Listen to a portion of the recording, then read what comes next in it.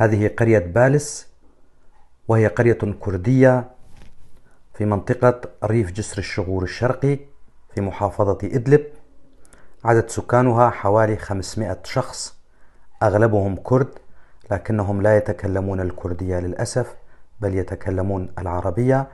يعملون بالزراعة وتربية الحيوانات، وأكثر ما يميز هذه القرية زراعة أشجار الزيتون. هذه المعلومات وصلتني عن طريق أحد أبناء منطقة جسر الشغور، وأنا ألقيها بصوتي.